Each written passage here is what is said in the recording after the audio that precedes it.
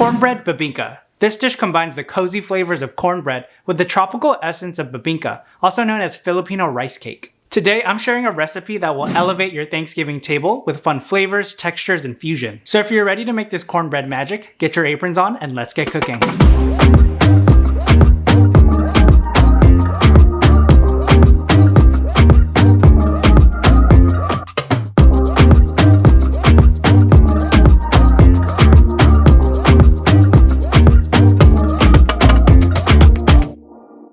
If you're new to the channel, I'm Geronimo, and I'm a professional chef and product designer in the San Francisco Bay Area. Alright, let's get started on our base, the foundation of any great cornbread.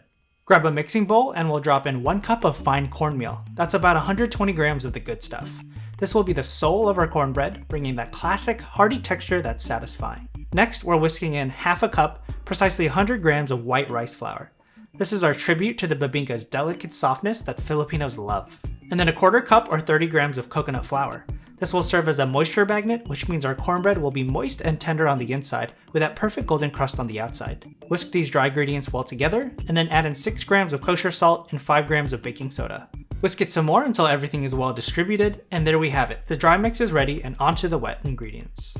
In another mixing bowl, crack open 4 large eggs, then pour in 3/4 cup of full-fat coconut milk for that tropical creaminess. Add some sweetness with a 1/4 cup of maple syrup, and then for some richness, drop in 56 grams of melted and cooled grass-fed butter. Whisk it all together until smooth and well distributed. Alright, as the wet ingredients get cozy with each other, now's the perfect time to say if you're loving the vibe and can smell the aroma through the screen, make sure to smash that subscribe button so you don't miss out on any more delicious adventures. Now, let's get back to the cornbread bibingka and marry the wet and dry ingredients. Next up, pour the wet ingredients into the dry, and fold it gently, taking your time, just until the ingredients are all combined together. Next, we fold in 40 grams of finely shredded unsweetened coconut for more texture and tropical flavors. Pour the batter into a 9-inch baking dish that's lined with banana leaves or parchment paper and then greased. And then smooth out the top with a spatula, which will soon turn into a golden crust. Now slide the baking dish into the oven preheated at 350 degrees Fahrenheit or 175 degrees Celsius. We're going to let it bake for 25 to 30 minutes and no peeking. Once that timer dings, it's the moment of truth. Do the toothpick test.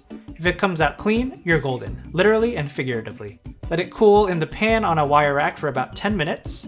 This rest period is crucial. It's when the bibingka sets and all the flavors get to know each other a little better. At this point, you can remove it from the dish and let it cool completely on the rack, or if you're like me and can't wait, slice a piece while it's warm. Drop it onto a small plate lined with some banana leaf and sprinkle on some toasted coconut flakes for some garnish.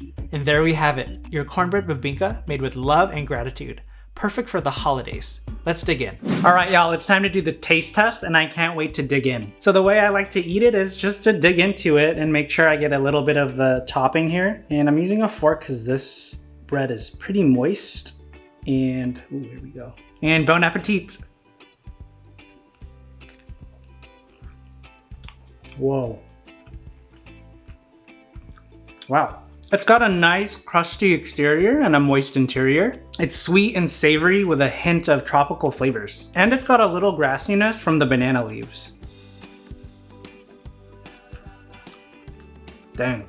This really tastes and smells like a tropical Thanksgiving paradise. If you enjoyed this video, check out my video here, where I show you how to make my recipe for a biko or Filipino sticky rice cake that's also perfect for the holidays or any occasion. Thank you so much for watching, and if you enjoyed this video, please leave a like and subscribe, and I'll see you in the next one.